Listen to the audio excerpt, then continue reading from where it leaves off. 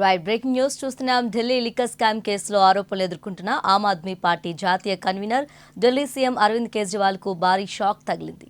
తనకిచ్చిన మధ్యంతర బెయిల్ను మరో 7 రోజులు పొడిగించాలంటూ కేజ్రీవాల్ వేసిన పిటిషన్ను సుప్రీంకోర్టు తిరస్కరించింది. ఆ పిటిషన్పై విచారణ చేపట్టబోమని స్పష్టం చేసింది. రెగ్యులర్ బెయిల్ కోసం ట్రయల్ కోర్టును ఆశ్రయించేందుకు కేజ్రీవాల్కు ఇదివరకే అవకాశం ఇచ్చినందున ఈ పిటిషన్ను విచారించడం సాధ్యం కాదని కోర్టు రిజిస్ట్రీ తెలిపింది.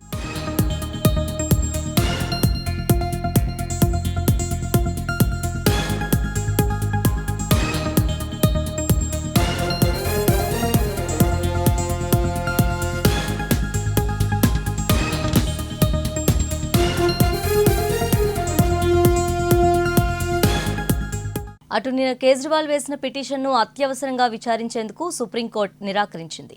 పిటిషన్ను ఎప్పుడు విచారించాలన్న అంశంపై సీజీఐ చంద్రచూడ్ నిర్ణయం తీసుకుంటారని సుప్రీంకోర్టు వెకేషన్ బెంచ్ వెల్లడించింది. ఈ పిటిషన్ను మధ్యంతర బెయిల్ను విచారిస్తున్నప్పుడే ఈ పిటిషన్లు ఎందుకు దాఖలు చేయలేదని ప్రశ్నించింది.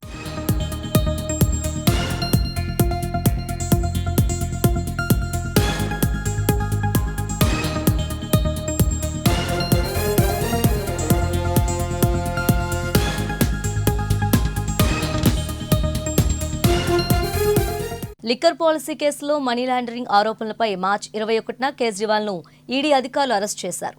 తన అరెస్ట్ను సవాల్ చేస్తూ కేజ్రీవాల్ సుప్రీంకోర్టును ఆశ్రయించారు. దానిపై విచారణ ఆలస్యం అవుతుండటంతో ఎన్నికల్లో ప్రచారం నిర్వహించుకునేందుకు మధ్యంతర బెయిల్ ఇవ్వాలని అభ్యర్థించారు. దీంతో సర్వోన్నత న్యాయస్థానం మే 10న కేజ్రీవాల్కు మధ్యంతర బెయిల్ మంజూరు చేసింది. జూన్ 1 వరకు బెయిల్ మంజూరు చేసింది.